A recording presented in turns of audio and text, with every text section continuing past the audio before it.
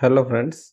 और आज हम स्टार्ट कर रहे हैं computer architecture and programming language, जो कि आपके सिलेबस में डिफाइन है। तो कंप्यूटर आर्किटेक्चर में आज हम क्या क्या पढ़ेंगे। हम पढ़ेंगे कि कंप्यूटर आर्किटेक्चर क्या होता है, ये ऑपरेटिंग सिस्टम, इसके ये सारे कंप्यूटर आर्किटेक्चर के ही पार्ट एक्चुअली।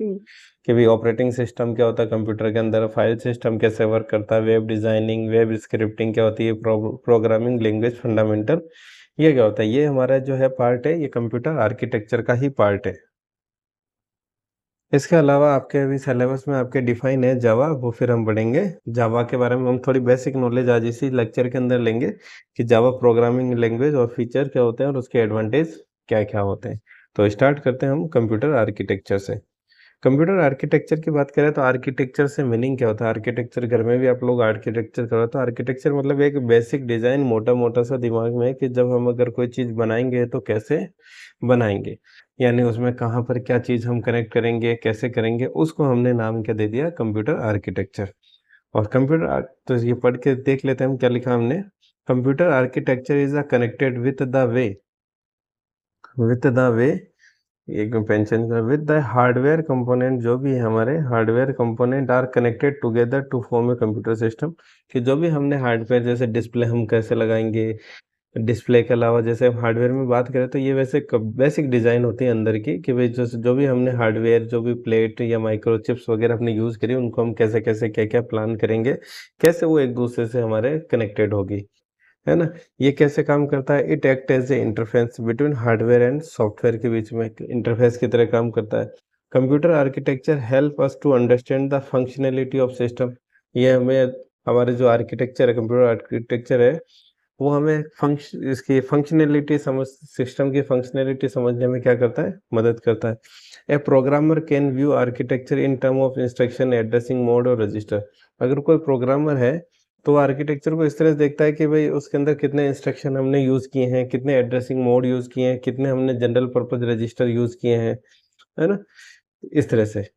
तो वाइल डिजाइनिंग ए कंप्यूटर सिस्टम आर्किटेक्चर, सबसे पहले कंसिडर क्या किया जाएगा आर्किटेक्चर के भी, हमको ये बनाना क्या है, कैसे बनाना है, इसी बारे में बात होगी।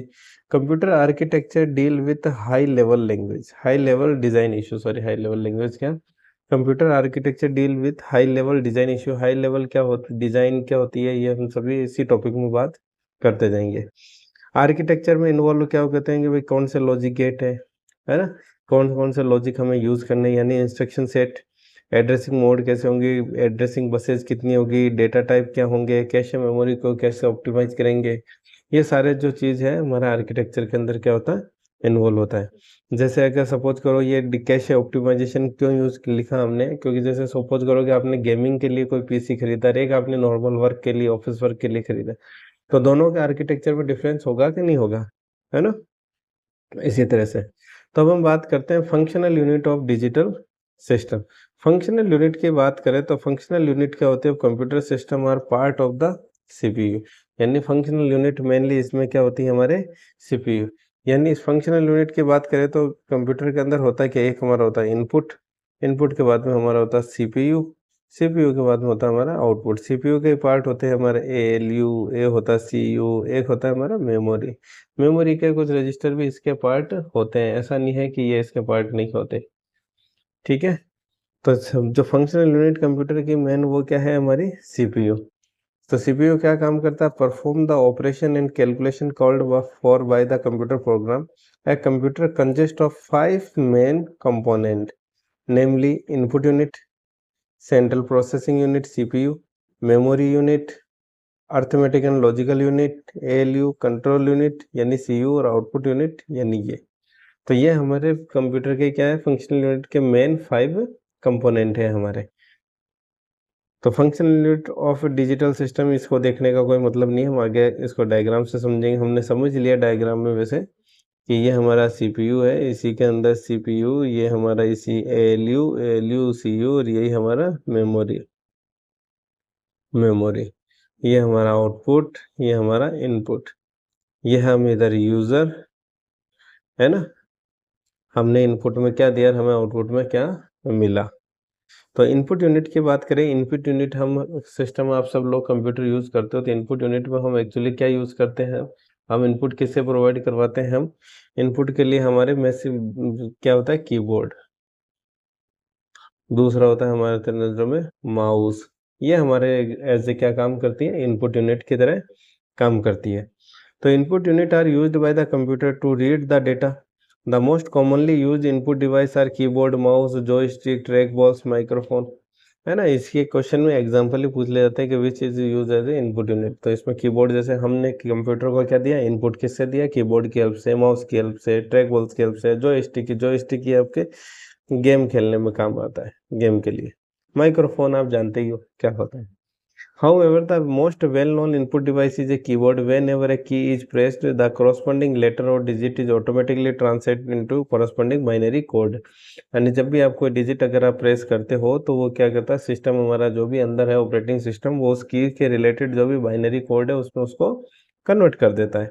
And transmitted over a cable, जिसको हम बोलते हैं buses, to the either the memory और प्रोसेसर। यानी वो डिसाइड सीपीयू करता है कि भाई उसको मेमोरी के पास भेजना है या प्रोसेसर के पास भेजना है। अब हम बात करते हैं सीपीयू क्या होता है? हमारा central processing unit. Central processing unit commonly known as can be CPU can be referred as the electronic circuitry within a computer that carries out the instruction given by a computer program by performing the basic arithmetical logical control and input output operation specified by the instruction. इसको याद रखने के लिए अपने exam में कोई ज़रूरत नहीं है। सीपीयू कंप्यूटर का दिमाग की तरह काम करता है, यानी सारे जो भी डेटा जाएंगे उससे जाएंगे और उससे वापस हमें आउटपुट मिलेगा। तो जितने भी तरह के ऑपरेशन है, चाहे अर्थमेटिकल हो, लॉजिकल हो, कंट्रोल करना हो किसी भी चीज़ को, उनको सबको काम कौन करता है? ये हमारा सीपीयू करता है। सीपीयू का ही पार्ट होता है हमारा मेमोरी यूनिट, कि रजिस्टर कहाँ स्टोर्ड है, उन्हें कैसे यूज़ करना है, किन रजिस्टर को डायरेक्टली यूज़ करना है, किन को इनडायरेक्टली यूज़ करना है। ये भी जब हम माइक्रो प्रोसेसर पढ़ेंगे तो उसमें पढ़ेंगे भाई डायरेक्ट रजिस्टर कौन से होते हैं, इनडायरेक्ट कौन से होते हैं, इम्प्लिसिट कौन से होते हैं। ये सारी चीज़ें हम पढ़ेंगे। तो मेमोरी को क्या बोल सकते हैं? एक तरह से क्या बोलते हैं? Storage area in which programme जो है वो ऑलरेडी क्या होते हैं? केप्ट होते हैं, which are running and that content data need by the running program. यानी इस मेमोरी के अंदर क्या होते हैं? हमारे प्रोग्राम जो हमें ज़रूरत है वो ऑलरेडी लिखे होते हैं और उनके रिलेटेड जो डेटा चाहिए होता है वो भी। तो मेमोरी यूनिट को हम दो तरीके से डिवाइड कर सकते हैं। एक होता है हमारे प्राइमरी मेमोरी, एक होता है हमारा सेकेंडरी मेमोरी। प्राइमरी मेमोरी में हमारे दो तरह की मेमोरी आती है, एक आती है रैम, एक आती है हमारी रोम। और सेकेंडरी मेमोरी में आती है ये हमारी हार्ड डिस्क, फ्लॉपी डिस्क, जो ये चीज़ें आती है उनको हम क्या बोलते हैं? Secondary memory. प्राइमरी मेमोरी क्या होती है? वोलेटाइल होती है। अगर आपने जैसे सिस्टम को क्या करा? शट डाउन करा तो हमारी मेमोरी क्या होगी? खत्म। और ये सेकेंडरी मेमोरी होती है, ये परमानेंट मेमोरी। चाहे आप सिस्टम शट डाउन कर दो, कुछ भी कर दो, हमारा डेटा क्या रहता है? Permanent store. तो प्राइमरी स्टोरेज कैसा होता है हमारा? फास्टेस्ट मेमोरी होता है, that operate at A electronic speed. Primary memory contain a large number of semiconductor storage, कोई मतलब नहीं है कितने सेमीकंडक्टर स्टोरेज सेल है, और capable of storing A bit of information. The word length of a computer की किस किस के बीच में होती है? वर्ड लेंथ 16 बिट या 16 से 64 बिट के बीच में। ये प्राइमरी हमने पढ़ ही लिया कि आल्सो नोन एज, ये किस में फॉर्म में होती है? वोलेटाइल फॉर्म ऑफ मेमोरी होती है। Means when the computer is shut down anything contain in the RAM क्या होगा? लॉस्ट हो जाएगा। फिर एक आपने बहुत बार नाम सुना होगा भी, कैशे मेमोरी क्या होती है? कैशे मेमोरी क्या होता है कि भाई ये डायरेक्टली एक तरह से प्रोसेसर से कनेक्ट होती है। यानी जो चीज़ इसमें इसने डेटा, क्या कुछ डेटा ये पहले स्टोर करके रखता है, उससे रिलेटेड जैसे ही आपने उससे रिलेटेड इंस्ट्रक्शन दिया, ये उसको डायरेक्टली उसको क्या कर देता है? ऑपरेट कर देता है। तो cache memory is also a kind of memory which is used to fetch the data very soon। ये इंपॉर्टेंट है, fetch the data very soon। They are highly coupled with the processor. Most common example of primary memory are RAM and ROM, ये तो पढ़ ही लिया। Secondary memory is used when a large amount of data and program have to be stored for a long term basis. It is also known as non volatile memory, ये भी हमने पढ़ चुके हैं कि सेकेंडरी को नॉन वोलेटाइल कहते हैं। Form of memory means the data जो भी स्टोर है वो कैसा है? Permanently, irrespective of shut down, है ना। Most common example secondary memory के क्या क्या है हमारे पास में? मैग्नेटिक डिस्क है, मैग्नेटिक टेप है, ऑप्टिकल डिस्क है। तो अब हम बात करते हैं एएलयू की।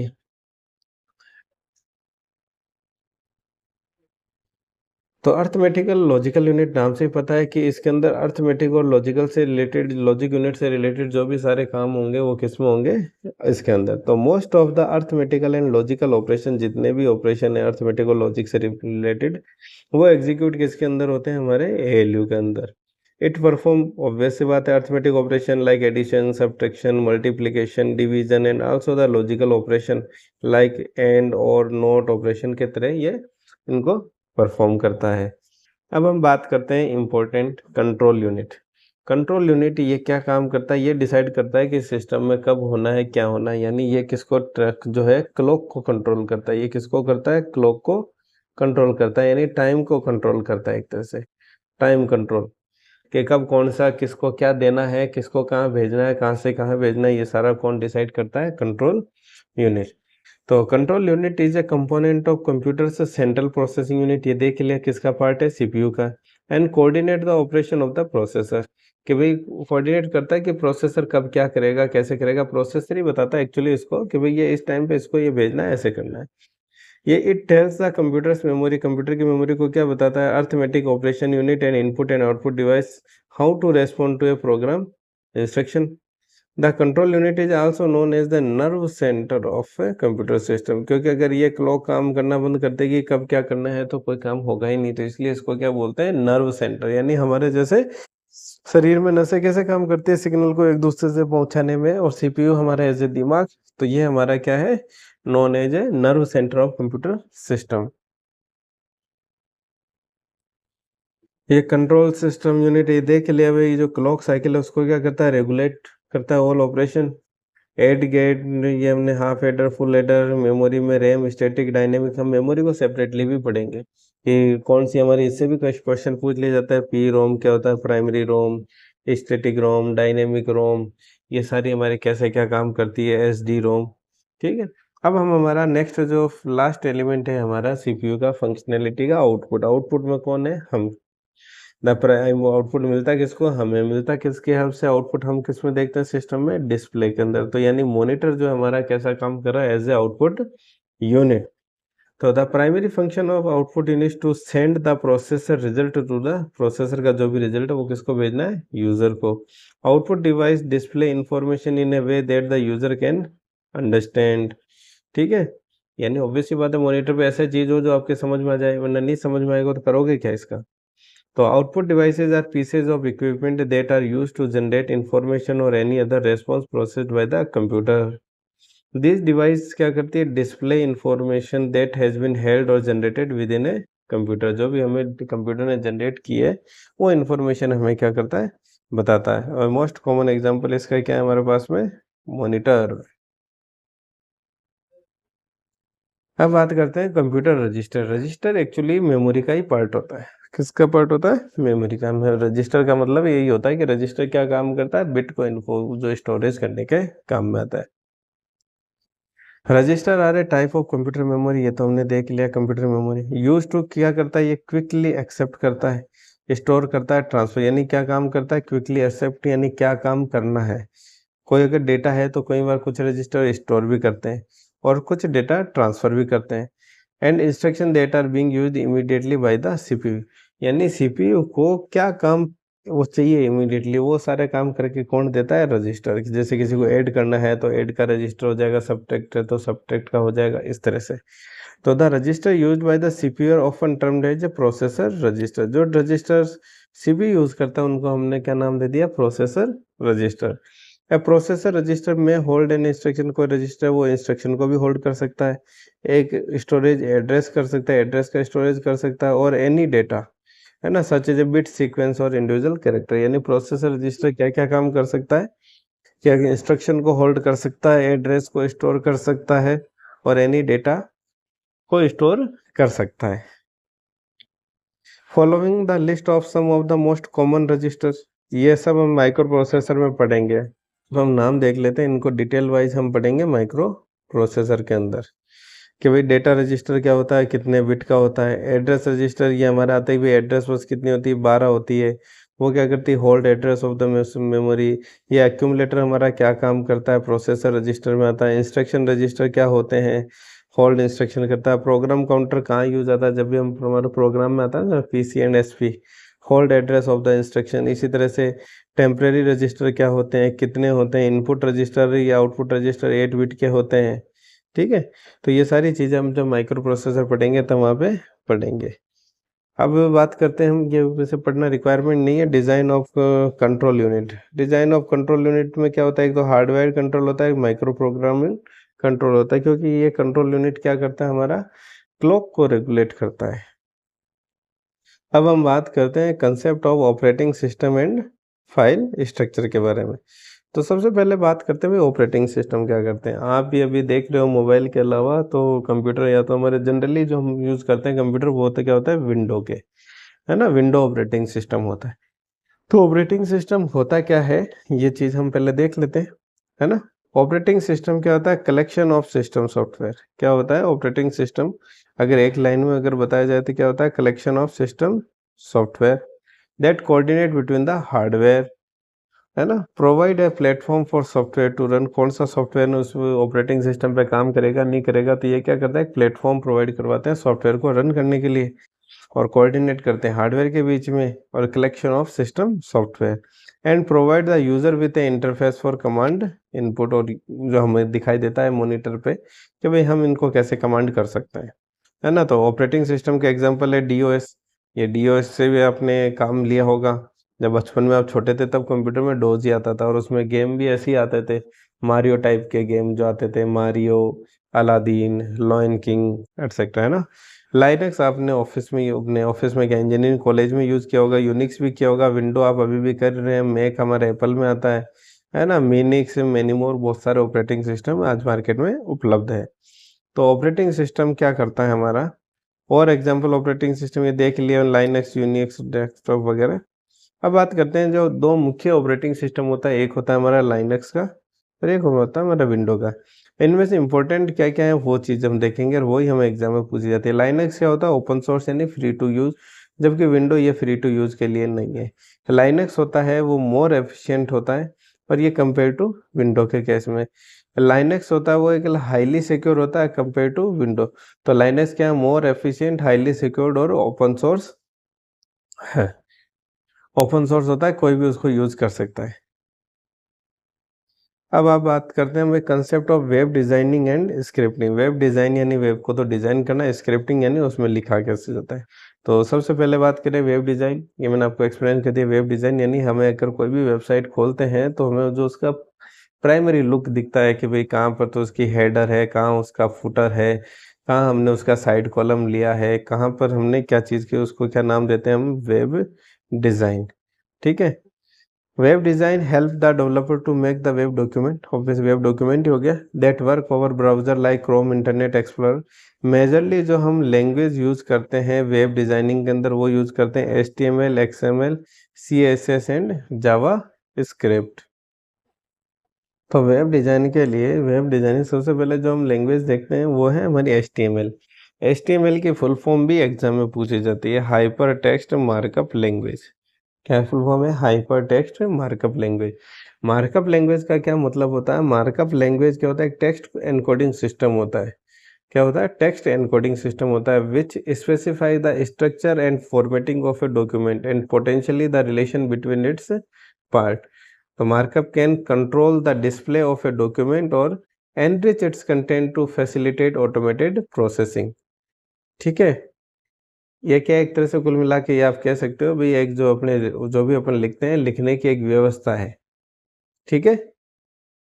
तो HTML is use to create, क्या करता है, वेब पेज डिजाइन करने का काम आता है, एंड वेब एप्लीकेशन के वेब पेज और वेब एप्लीकेशन डिजाइनिंग में काम आता है। HTML widely use language on the web, we can create a static website by HTML only. Technically HTML is a markup language rather than a programming language. Markup language हमने पढ़ लिया कि markup language क्या होता है, set of rules that define how the layout and presentation of text and image should appear in digital document. क्या है markup language, markup language is a set of rules that define, कि एक rules का set है जो कि define करता है कि भाई how the layout and presentation of text and image should appear in digital document, कि कैसे हमारा जो लेआउट है और प्रेजेंटेशन ऑफ टेक्स्ट है या इमेज क्या है वो हमारे डिजिटल डॉक्यूमेंट में कैसे शो करे, तो उसको हमने क्या नाम दे दिया, मार्कअप लैंग्वेज। अब हम यहाँ पे जावा स्क्रिप्ट की बात करें, जावा स्क्रिप्ट की करें, हम जावा लैंग्वेज की बात नहीं कर रहे हैं। जावा स्क्रिप्ट में भी लैंग्वेज में आती है, जावा स्क्रिप्ट लैंग्वेज का ही पार्ट है, लेकिन यहाँ हम बेसिक देख रहे हैं सेपरेटली, हम जावा के केवल इसमें फीचर्स वगैरह बेसिक्स देखेंगे अभी। तो जावा स्क्रिप्ट क्या होता है भाई, ये हमारे क्वेश्चन जो पूछा जाता है भाई, ऑब्जेक्ट ओरिएंटेड लैंग्वेज है एक, तो ऑब्जेक्ट ओरिएंटेड प्रोग्रामिंग लैंग्वेज है एक, तो यही क्वेश्चन हो गया इसका कि जावा कैसी लैंग्वेज है, ऑब्जेक्ट ओरिएंटेड, है ना, विच is use by several website for scripting the web page. अभी हम देखेंगे जावा की कितने तरह की लैंग्वेज होती है, जावा स्टैंडर्ड, जावा एंटरप्राइजेस, है ना, इस तरह से। It is an interpreted full-fledged programming language that enable dynamic interconnectivity on website when applied to an HTML document। HTML में हमने देखा था भाई ये किस में काम में आता है, HTML आता है स्टैटिक वेबसाइट बनाने के अंदर, और ये किसके अंदर काम में आता है, डायनेमिक इंटरेक्टिविटी के अंदर। अभी आप जैसे YouTube चलाते हो, YouTube पे आपके अगर व्यूज ऑटोमेटिकली बढ़ रहे हैं और आपका डिस्प्ले चल रहा है, तो बार बार आपने पेज को रिफ्रेश तो किया नहीं, लेकिन फिर भी आपके डेटा उसमें चेंज हो रहा है कि नहीं हो रहा है लाइव में, तो उसको हमने क्या नाम ले दिया, डायनेमिक इंटरेक्टिविटी। और HTML में क्या होगा, अगर कुछ पेज पे कुछ भी चेंज हुआ तो जब आप उसको रिफ्रेश करोगे तभी आपको क्या करेगा, पता पड़ेगा।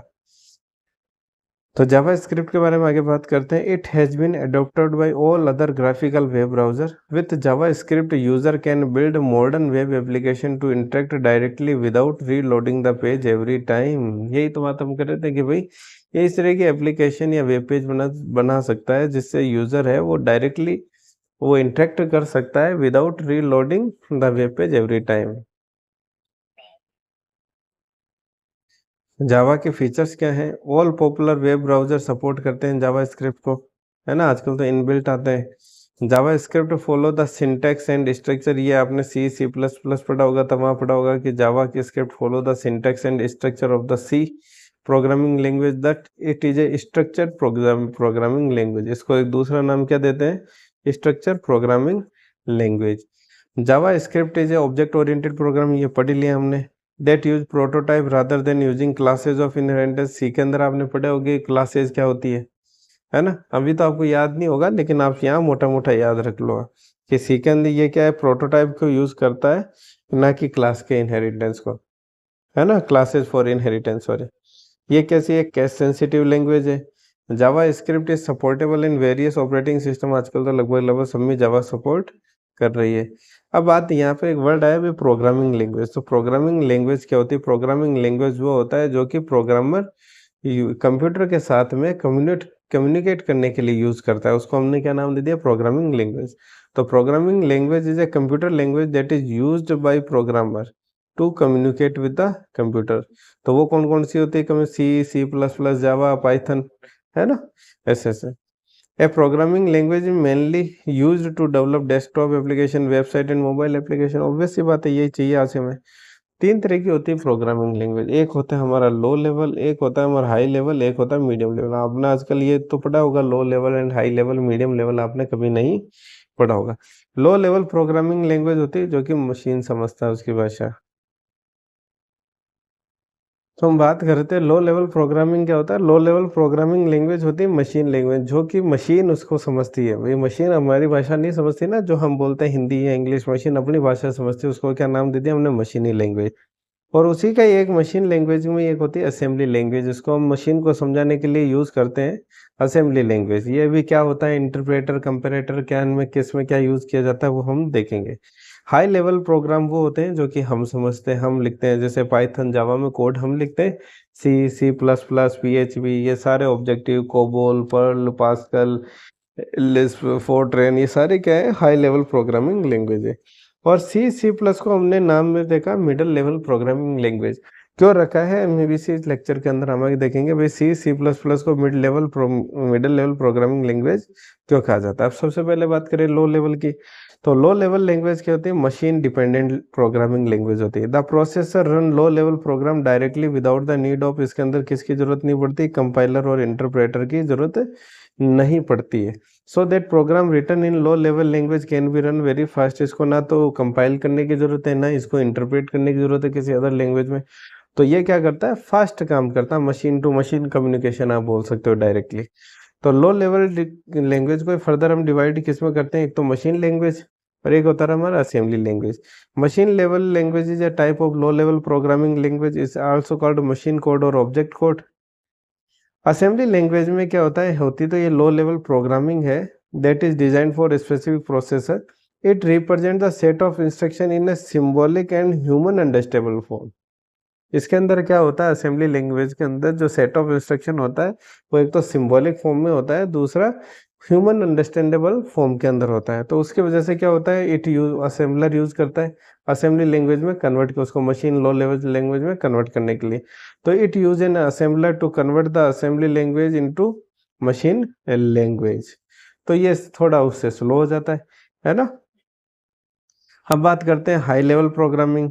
वो क्या होता है, developing user friendly software program and website. क्योंकि हम तो क्या जानते हैं, हाई लेवल लैंग्वेज हमारी भाषा में हमने इसको क्या समझाया, ठीक है। तो हमारी जो भाषा है जिसमें हम कोड लिखते हैं उसको क्या नाम देते हैं हम, high level programming language. This programming language require है, पहले तो उसको कंपाइलर की जरूरत पड़ेगी, इंटरप्रेटर की जरूरत पड़ेगी। इंटरप्रेटर ताकि भाई ये इसको मशीन लैंग्वेज में करना पड़ेगा, कन्वर्ट करना पड़ेगा, तभी तो मशीन समझेगी। To translate the program into machine language. The main advantage of high level language is that it is easy to read, क्योंकि हमारी भाषा में easy to write and maintain. High level program के एग्जांपल हमने देख लिए।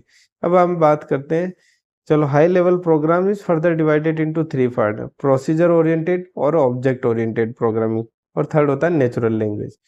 तो अब सबसे पहले इसमें भी देख लेते हैं प्रोसीजर और ओरिएंटेड प्रोग्रामिंग लैंग्वेज क्या होती है। Procedure oriented programming language is derived from the structured programming and based upon the procedure called concept. It divide a program into small procedure called routine और function. तो आपको जो line याद रखने की पता है बस सिर्फ इतनी है कि प्रोसीजर ओरिएंटेड प्रोग्रामिंग के अंदर क्या होता है, प्रोग्राम को डिवाइड किस में किया जाता है, रूटीन और फंक्शन के अंदर। और जो ओरिएंटेड है ऑब्जेक्ट ओरिएंटेड प्रोग्रामिंग, उसके अंदर हम इसको किसके अंदर करते हैं, स्मॉल ऑब्जेक्ट के अंदर। तो डिफरेंस सिर्फ इतना ही है, आपको भी याद यही रखना है। Object oriented programming language is based upon the object. In this programming language, programs are divided into small parts called object. It is used to implement real world entity like inheritance, polymorphism, abstraction, etc. In the program to make the program reusable, efficient and ये क्या करता है, program reusable, efficient and easy to use. Example C++, Java. Natural language क्या होता है, part of human language. Natural का मतलब यही हो गया ना, नेचुरल जो हम बोलते हैं पार्ट ऑफ ह्यूमन लैंग्वेज। जैसे हमने किसी के अंदर इंग्लिश के अंदर है तो उसको हमने रशिया में कन्वर्ट कर दिया, जर्मन में कन्वर्ट कर दिया, एक तरह से जो ट्रांसलेटर का काम करता है वो, ठीक है। Perform task such as translation, automatic summarization, named entity recognization etcetera. Middle level program, अब हमने वहाँ पे मिडिल लेवल छोड़ दिया था ना, तो middle level programming language lies between the low level programming language and high level. Low और हाई के बीच की उसका नाम हमने क्या दिया, middle level.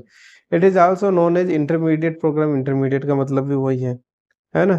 A middle level programming language is advantage that it support, ये क्या करता है मिडिल लेवल का, it support the feature of high level programming. यानी है तो मिडिल लेवल लेकिन सपोर्ट क्या करता है, feature of high level programming. इसका मतलब है कि मिडिल लेवल लैंग्वेज अपनी बात समझती है। इट इज यूजर फ्रेंडली है language and closely related to machine language. यानी मशीन लैंग्वेज जो है, हमने जो मशीन लैंग्वेज होती है उससे भी क्लोजली रिलेटेड होती है। एंड ह्यूमन लैंग्वेज यानी हाई लेवल से भी रिलेटेड है, लो लेवल से भी रिलेटेड है, इसलिए उसको नाम क्या दे दिया हमने, मिडिल लेवल। तो most commonly used programming language ये हमने नाम देख ही लिया। अब हम बात करते हैं जावा के फीचर्स के क्या क्या है। जावा का हमने बेसिक देख रहे हैं, इसके अंदर जावा हम क्यों यूज करते हैं। जावा कैसी है, सिंपल है, सिक्योर है, प्लेटफॉर्म इंडिपेंडेंट है, यानी कोई से भी प्लेटफॉर्म पे आप जावा को रन करा सकते हो। सबसे ये आसान, सबसे बड़ी बात यही है इसकी कि ये प्लेटफॉर्म इंडिपेंडेंट है। ये भी क्वेश्चन एग्जाम में पूछ लिया जाता है। Reliable architecture neutral high level programming, ये ठीक है। सबसे इंपॉर्टेंट इस लाइन में क्या था कि इसका क्या है, प्लेटफॉर्म इंडिपेंडेंट है। ये डेवलप कब हुई और किसने की, सन माइक्रो सिस्टम ने डेवलप की थी 1995 के अंदर। नाउ जावा इज ओन्ड, अभी किसके पास है जावा, ओरेकल ने इसको खरीद लिया है। और मेनली इसको यूज कौन करता है, develop, it is mainly use to develop bank, retail, information technology, Android, big data, research, community, web and desktop application बनाने में इसका जावा का यूज किया जाता है। तो ये तो हमने एडवांटेज में पहले ही देख चुके भाई, ये इजी टू राइट है, कंपाइल है, लर्न है, डिबग है, क्योंकि इसको लिखना बहुत इजी है। इसके जो हम बनाते हैं, इसको अगर कोई हमें कोड बनाना तो कोड मेकिंग इसका बहुत इजी है। Write, compile, learn and debug as compare to other programming language, it provide an ability to run the same program on different platform, क्योंकि ये प्लेटफॉर्म इंडिपेंडेंट है। हाईली सिक्योर्ड है programming language, because in Java there is no concept of explicit pointer. तो ये इस वजह से क्या है, हाईली सिक्योर है। Capable of performing multiple task at the same time, multitasking application है।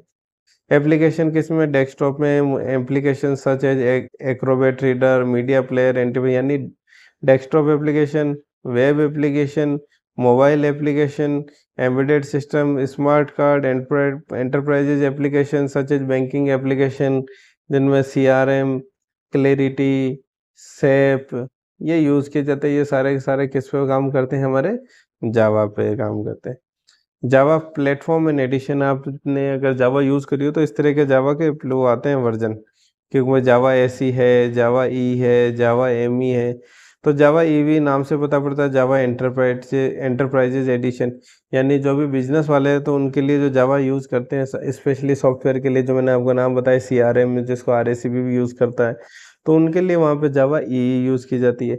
जावा ऐसी नॉर्मल जावा, स्टैंडर्ड जावा हमारी है ना, जिसको कोई भी प्लेटफॉर्म पे यूज़ कर सकता है नॉर्मल एप्लीकेशन के लिए। इसी तरह जावा ME हो गया, वो माइक्रो ME का मतलब क्या हो गया, माइक्रो प्लेटफॉर्म, ये किसके लिए यूज होता है, मोबाइल एप्लीकेशन के लिए। जावा FX, ये किसके लिए, जो रिच इंटरनेट एप्लीकेशन है उनके अंदर जावा FX यूज की जाती है। तो आपके जावा EE का फुल फॉर्म पता होना चाहिए, एंटरप्राइजेज एडिशन, ME यानी माइक्रो एडिशन, और FX हमारे रिच इंटरनेट एप्लीकेशन के लिए। तो इसी के साथ आप लोगों का धन्यवाद। मेरा नाम धर्मेंद्र, और अगर आपको कंटेंट पसंद आए प्लीज़ चैनल को लाइक कीजिए, शेयर कीजिए, सब्सक्राइब कीजिए। और ये भी हम इनके ऊपर भी ऑब्जेक्टिव क्वेश्चन करेंगे कहीं ना कहीं से अरेंज करके, कि भाई पिछले ईयर में क्या क्या पूछा गया है कंप्यूटर आर्किटेक्चर से। Once again thank you.